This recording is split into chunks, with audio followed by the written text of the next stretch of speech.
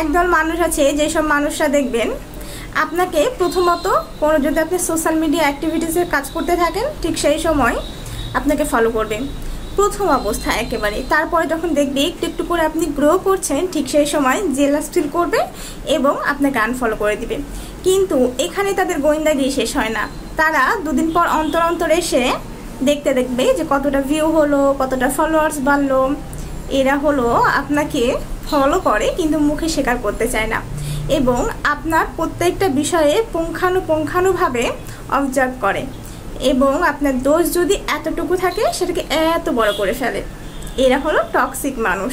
এইসব আত্মীয় স্বজন, মানুষজন, বন্ধু বান্ধব প্রত্যেকটা মহলেই আপনি পাবেন, কিন্তু এদেরকে নিয়ে আপনাকে চলতে হবে। এদেরকে ছাড়া আপনি চলতে পারবেন না, কারণ নিন্দুক থাকা ভালো জীবনে। নিন্দুক থাকলে আপনার ভুলগুলোকে আপনি সঠিকভাবে মূল্যায়ন করতে পারবেন। ঠিক ওই রকমভাবেই সরকারি দল এবং বিপক্ষ দল